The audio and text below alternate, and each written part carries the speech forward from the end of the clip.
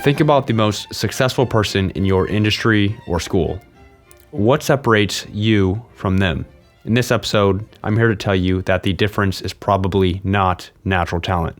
It's hard work. As Adam Smith writes, the difference of natural talents in different men is, in reality, much less than we are aware of. And the very different genius which appears to distinguish men of different professions when grown up to maturity is not upon many occasions so much the cause as the effect of the division of labor. In other words, the huge difference that we observe in the skills and abilities of someone at the top of their profession versus someone in the middle to the bottom half is not primarily due to differences in natural ability. They are the result of hours and years of practice. If you don't believe me, then consider this example of two people that Smith gives, which rings just as true today as it did 250 years ago. The difference between the most dissimilar characters between a philosopher and a common street porter, for example, seems to arise not so much from nature as from habit, custom, and education. When they came into the world, and for the first 6 or 8 years of their existence, they were perhaps very much alike, and neither their parents nor playfellows could perceive any remarkable difference. About that age, or soon after, they come to be employed in very different occupations. The difference of talents comes then to be taken notice of, and widens by degrees, till at last the vanity of the philosopher is willing to acknowledge scarce any resemblance. What Smith is saying is that in young children, we can hardly detect any meaningful difference in ability. But as they grow older and each spends more time practicing their respective skills, their difference in skill naturally widens, until eventually,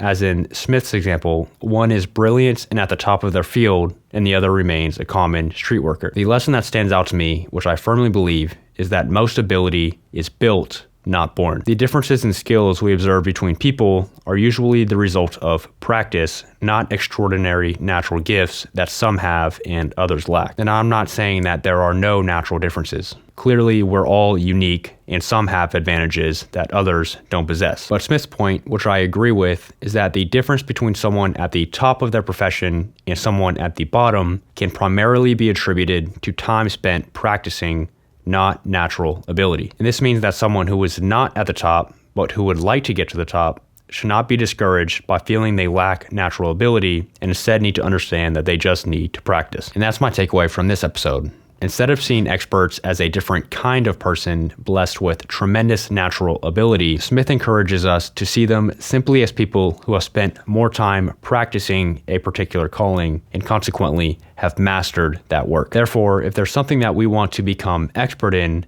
the path is hard work and lots of practice.